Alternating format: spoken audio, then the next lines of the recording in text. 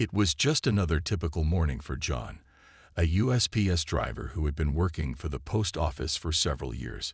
His route was familiar. The houses he passed every day were almost like old friends. He knew the streets like the back of his hand and had built a sense of connection with the community he served. Each day felt like a routine, with John efficiently sorting his packages, loading up the truck, and setting off down the road, greeting familiar faces along the way. As he drove through the neighborhood, John thought about how much he had come to enjoy his job. It wasn't glamorous work, but there was something rewarding about helping people, making sure their mail arrived safely, and knowing that in some small way, he was playing a part in their day.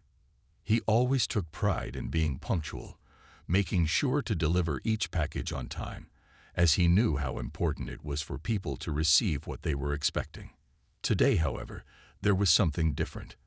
As he stopped at one of the houses on his route, he noticed a package that looked out of place. It wasn't particularly large or unusual, but there was a handwritten note attached to it, stuck on the top of the box.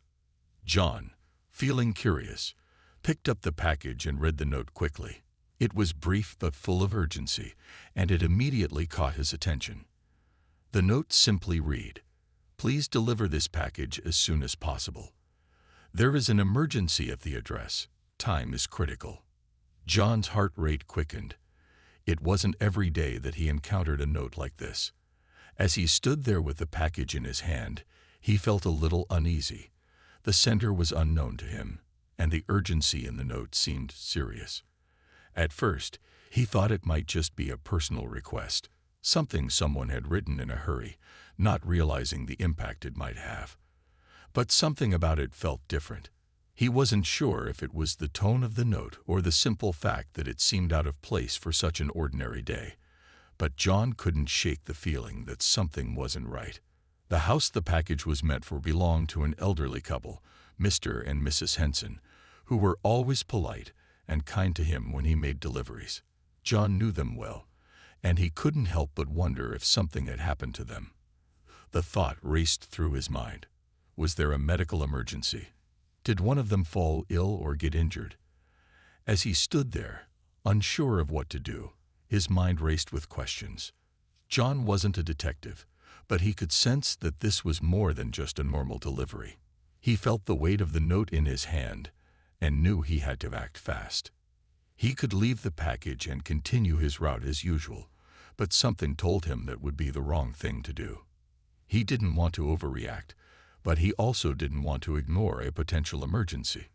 With the note still in his hand, John made a decision. He couldn't ignore it. Something inside him told him to take action.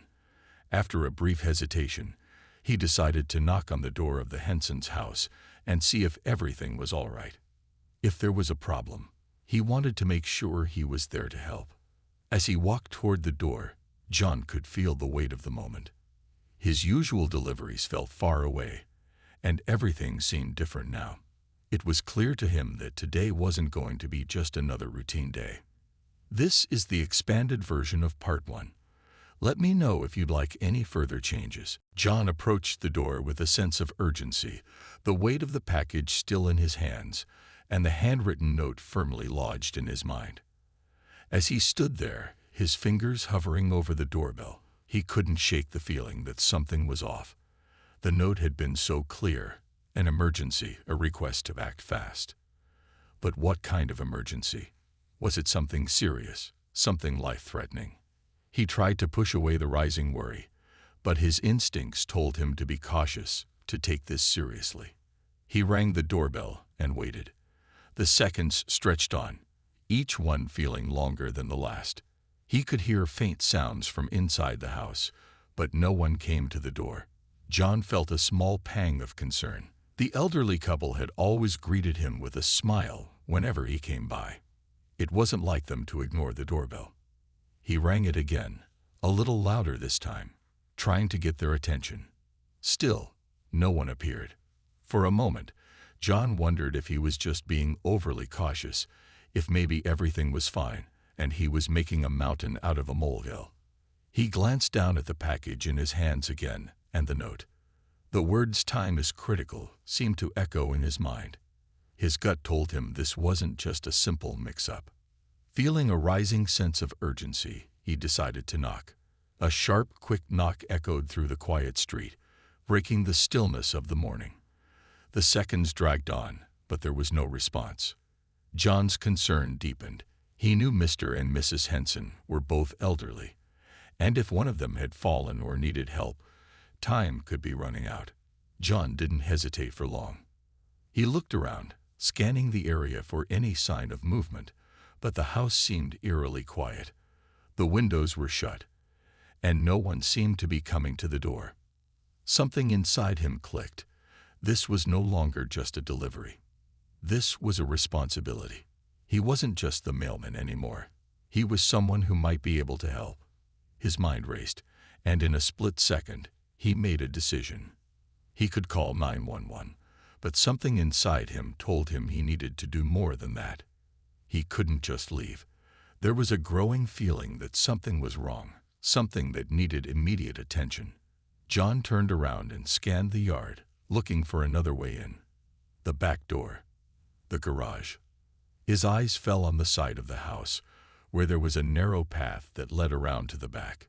Without thinking twice, he moved towards the gate, the package still clutched in his hands. The wooden fence creaked as he pushed it open, and the path leading around the side of the house was overgrown, the grass brushing against his shoes. As he made his way to the back door, John couldn't shake the thought that something was terribly wrong. The feeling that he was about to uncover something important, something that could make a difference, only grew stronger. Each step felt heavier than the last as he reached the back porch. With one more glance around, John gently knocked on the back door, his heart racing as the seconds ticked by. The silence that followed only deepened his concern. He was starting to feel a mix of anxiety and determination. He knew he had to find out what was happening. John's mind raced as he stood there on the back porch, the silence hanging heavily in the air. He had knocked, twice now, and there was still no response. His gut instinct was screaming at him that something wasn't right, and he couldn't ignore it. The note, the urgency, the odd behavior, it all pointed to something serious. The package he was holding in his hand felt heavier than ever. The elderly couple had always been kind, always quick to open the door and greet him with a smile. But now, there was nothing but stillness. He glanced at the back door, unsure of what to do next. His mind ran through all the possibilities. Could they be out? Could there be some mistake? But the note clearly stated that time was critical. It was hard to shake the feeling that someone inside might need help, and every moment he hesitated could make the situation worse. John took a deep breath, steeling himself for the next step. He didn't want to break in or cause any unnecessary trouble, but if something had happened to them, he needed to act quickly. His eyes scanned the surroundings once more. The backyard was quiet, with the morning sun casting long shadows over the overgrown grass. The house, though tidy, looked almost too still, like it hadn't been touched in hours. With a sense of growing urgency, John decided that he couldn't just stand there. His hands trembled slightly as he knocked once more, this time louder, with a firm, almost desperate rap. He waited a few moments, hoping to hear the familiar shuffle of footsteps approaching. But there was nothing. The silence was deafening. His mind turned to the possibility that maybe Mr. and Mrs. Henson were simply having trouble hearing him. They were elderly, and perhaps one of them had fallen ill or was bedridden. But even with that thought, he couldn't shake the feeling that there was something more, something hidden behind the silence. The note had felt so serious, so urgent. He had to find out what was going on. John stepped back and gave the back door one last look. The door was slightly ajar, as though it hadn't been fully closed. His heart skipped a beat. Was it always like that? He didn't remember it being open when he had walked past earlier in the morning. It was enough to make him pause for a moment. Could they have been trying to get his attention? Or was it a sign of something else? Without wasting another moment, he gently pushed the door open just enough to slip inside. The familiar scent of coffee and wood filled the air, but there was no sound. No sign of movement. John stepped further into the house, the package still clutched tightly in his hand. He felt a strange mix of nervousness and determination. "Hello," he called out softly, his voice echoing slightly in the quiet space. He listened carefully, his ears straining for any response. For a moment, everything seemed frozen in time. Then, faintly, he heard a noise, a soft groan coming from the direction of the living room. His heart jumped in his chest. Someone was there, and it sounded like they were in pain. Without thinking, John quickly made his way towards the living room, each step more urgent than the last. As he entered the room, his eyes immediately locked on the figure of Mrs. Henson, who was sitting in a chair, looking pale and weak. She was clutching her chest, and her breathing was shallow. John's heart sank. He had no idea how long she had been like this, but it was clear that she needed help. Time was running out, and he had to act quickly. John's heart raced as he saw Mrs. Henson slumped in the chair, her face pale, her hand clutching her chest. He could see the distress in her eyes, and it was clear that something was terribly wrong. For a brief moment, John just stood there, frozen by the sight. He had been trained to recognize emergencies, but nothing had prepared him for this. His mind raced, and he quickly pushed past the panic settling in his chest. He needed to do something. Anything. "Mrs. Henson, are you okay?" John asked, his voice trembling with concern. He stepped closer to her, keeping his distance but trying to assess the situation. She looked up at him with a weak, shaky smile, but the pain in her eyes was impossible to ignore. She couldn't speak. Her breath was too shallow, and she seemed to be struggling just to stay conscious. John knew he couldn't waste any more time. His mind was already calculating the next steps. He had to call for help immediately. He quickly pulled out his phone, dialing 911, hoping the emergency services would respond fast enough. The seconds felt like minutes as he waited for the call to connect. His hand shook, but he did his best to steady his breathing, focusing on staying calm for Mrs. Henson's sake. 911, "What's your emergency?" came the dispatcher's voice, breaking the silence. "I'm at 14 Maple Street," John said quickly, his voice firm but hurried. "An elderly woman is in distress. She's having trouble breathing, and I think she's in pain. Please send help right away." The dispatcher immediately began asking questions, confirming Mrs. Henson's condition, while John continued to check on her. He knelt down beside her, gently taking her hand in his. She squeezed it weakly, but it was clear she was struggling. John could hear the faint wheezing in her chest with every shallow breath she took. "Stay with me, Mrs. Henson," he said softly, trying to comfort her. "Help is on the way. Just hold on a little longer." Mrs. Henson tried to speak, but her words were barely audible. She managed a few strained syllables, but John couldn't make out what she was trying to say. Her body was weakening, and with every passing second, it felt like time was slipping away. The sound of the dispatcher's voice on the phone seemed distant, even though they were still talking. "Help is on the way," the dispatcher reassured him. "Stay with her, and make sure she remains as calm as possible." John nodded, though he wasn't sure if Mrs. Henson could even hear him. His mind was focused solely on keeping her awake and alert, trying to prevent her from drifting into unconsciousness. He could feel her pulse weakening in his hand, and he knew she needed immediate medical attention. A few moments later, the sound of sirens wailed in the distance, and John felt a small wave of relief wash over him. Help was coming. He glanced down at Mrs. Henson again, her eyelids fluttering as she struggled to stay conscious. Her face, once warm and welcoming, now appeared drained of color. John could only hope it wasn't too late. When the paramedics burst through the door, John stepped aside to let them do their work. They quickly assessed Mrs. Henson's condition, moving swiftly and efficiently. One paramedic instructed John to step back while the other began administering oxygen and checking her vitals.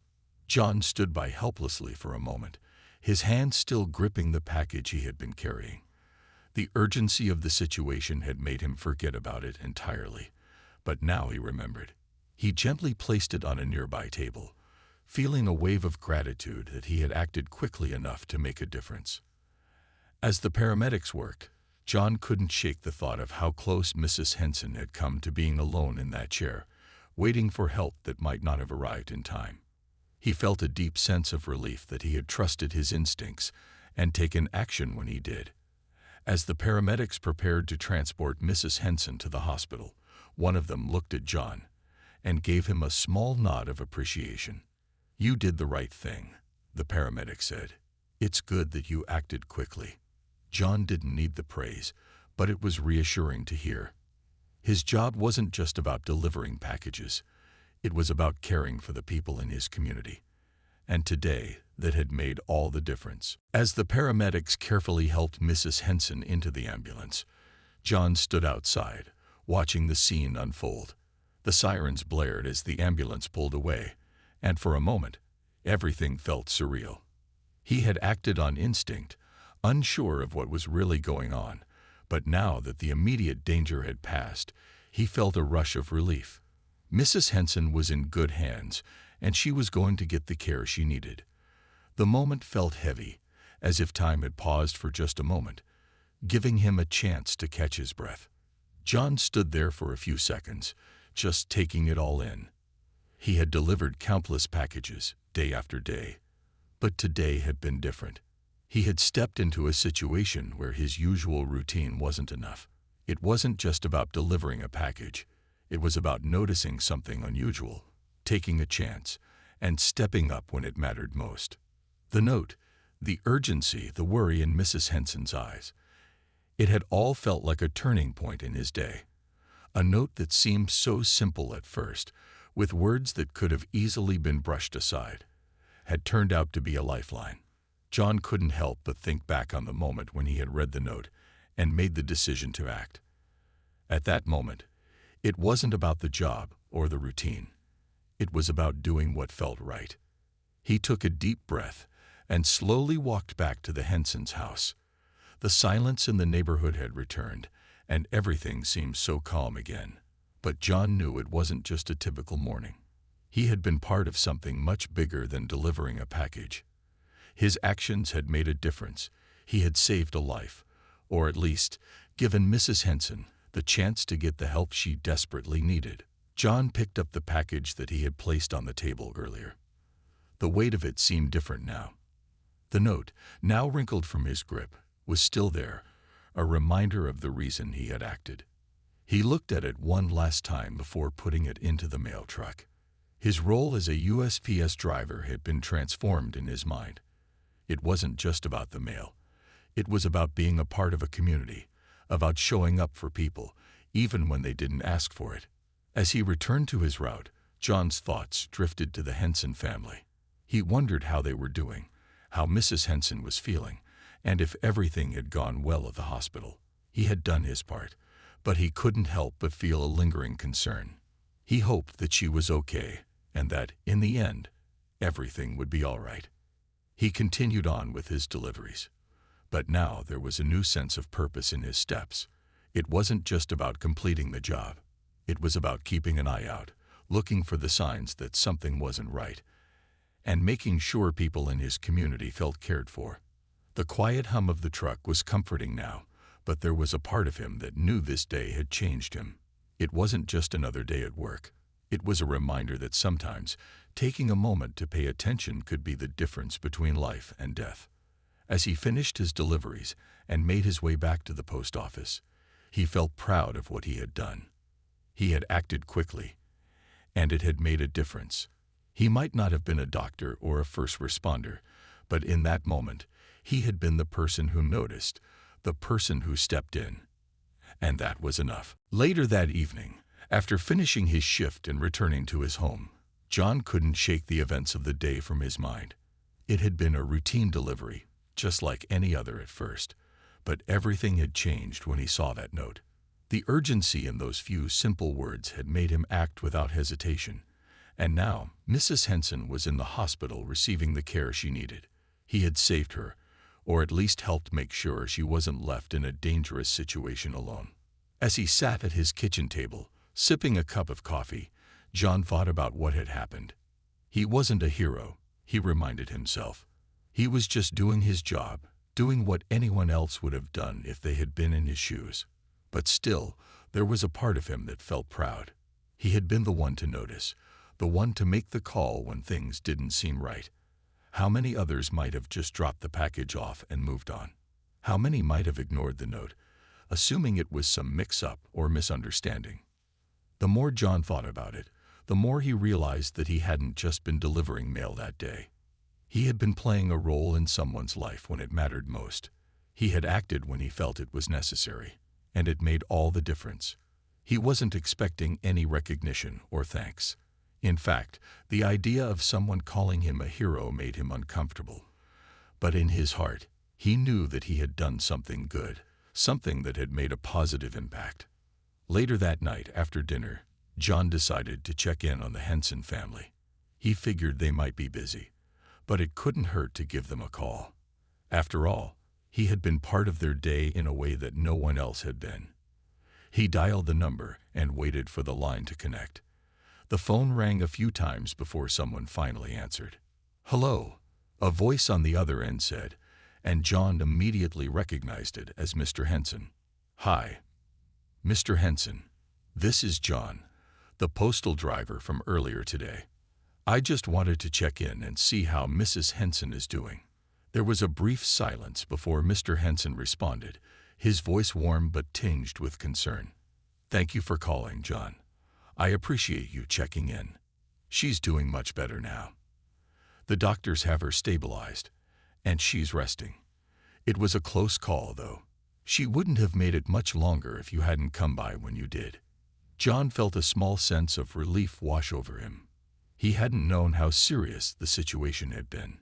He had acted on instinct, but hearing Mr. Henson's words made everything feel a little clearer.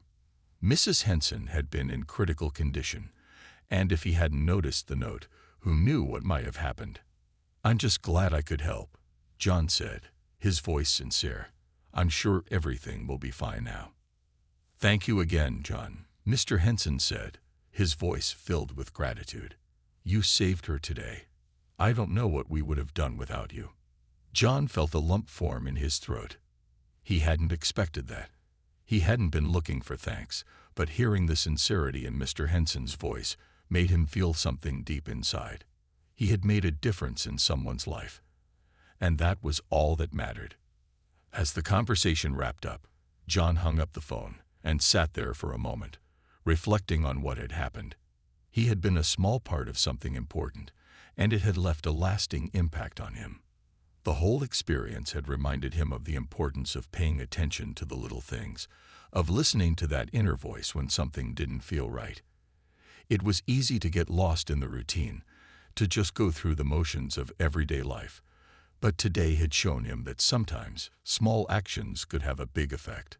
With that thought, John leaned back in his chair and smiled.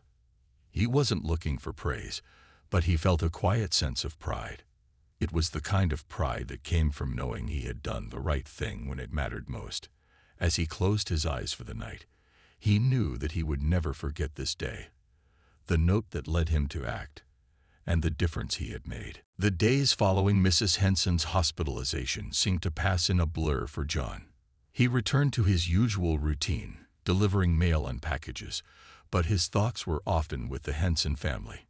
He found himself glancing at their house whenever he drove by, hoping to see Mrs. Henson out in the garden, smiling as she always had.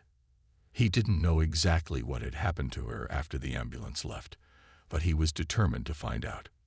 One afternoon, a few days later, John made his usual rounds and found himself pulling up to the Henson's house once again. His heart skipped a beat when he saw Mr. Henson sitting on the front porch, a quiet but welcoming smile on his face. He didn't hesitate this time. He walked up the porch steps with the same sense of familiarity he had always felt whenever he visited. "Good to see you, John," Mr. Henson greeted him warmly. "Come on in, Mrs. Henson's awake now. She's been asking about you." John felt a surge of relief. It had been a few days since the incident, and the thought of Mrs. Henson recovering brought a sense of calm over him. As Mr. Henson led him inside, he was struck by how different the house felt now. The tension that had been there just a few days ago had faded, replaced by an air of hope and healing.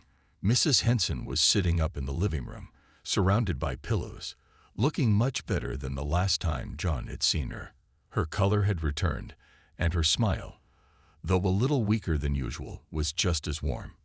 "John," Mrs. Henson said, her voice filled with gratitude. She reached out her hand toward him, and he shook it gently, feeling the strength returning to her grip. "I'm so glad to see you doing better," John said, his voice sincere. "Better? I feel like I've been given a second chance," she replied with a smile. "I don't know how to thank you enough, John. If you hadn't shown up when you did, I shudder to think what might have happened." John waved his hand dismissively, not wanting to make a big deal out of it. "I was just doing my job. Anyone would have done the same thing." Mr. Henson chuckled softly. "Maybe, but not everyone would have acted so quickly. You noticed the note, and you didn't ignore it. That's something most people wouldn't do." John felt a little embarrassed by the praise. He didn't think of himself as a hero, just a person doing his part in the community. But hearing the gratitude in Mr. and Mrs. Henson's voices made him realize how much his quick decision had meant to them. "Mrs. Henson, I'm so glad you're okay," John said. "When I saw that note, I just knew something wasn't right. I didn't think twice. I'm just happy it worked out." Mrs. Henson's eyes softened as she looked at him. "You not only saved my life, but you've given me a renewed sense of gratitude. I've been too focused on the little things in life. I've learned that sometimes the most important thing is just to be present, to take a moment to notice what's going on around you." "You reminded me of that, John."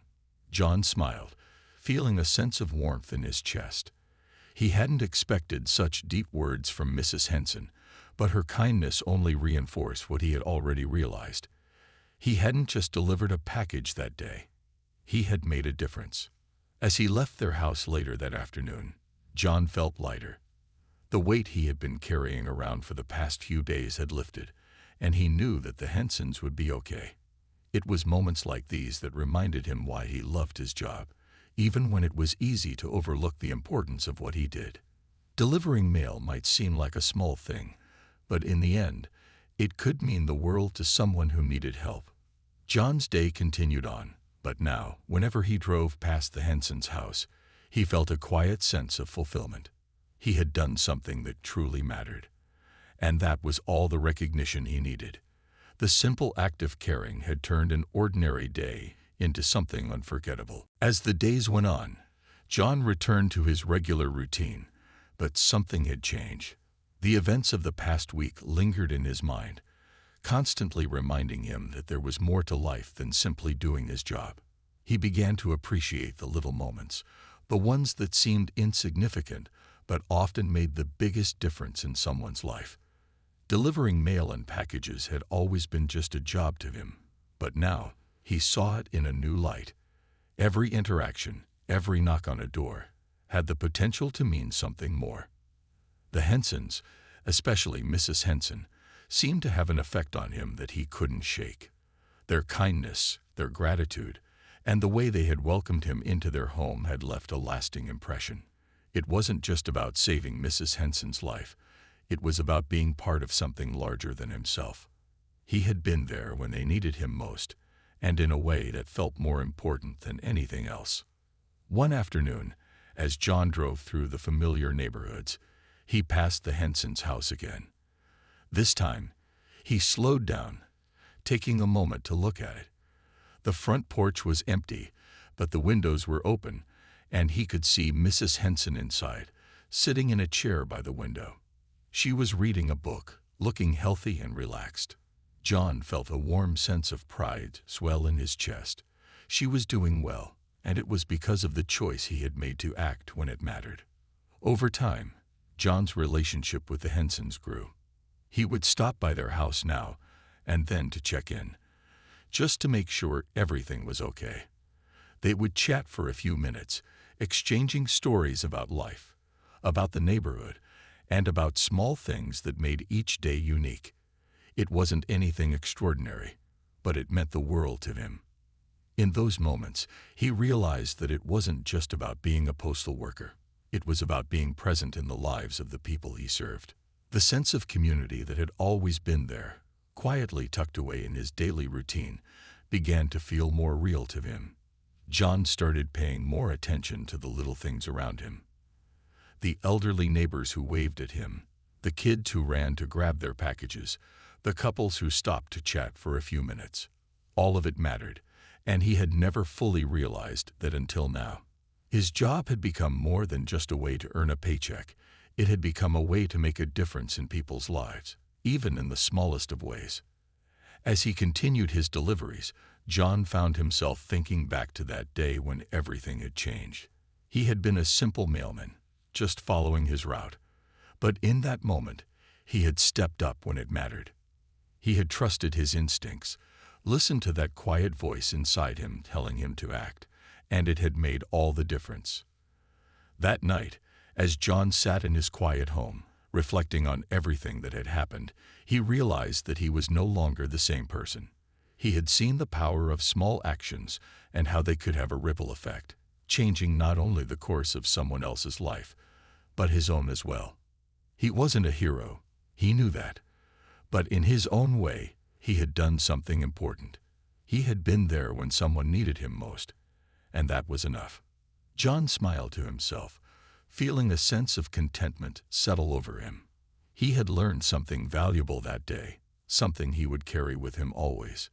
Every day was a chance to make a difference, even in the smallest of ways. And sometimes, all it took was noticing the things others might miss.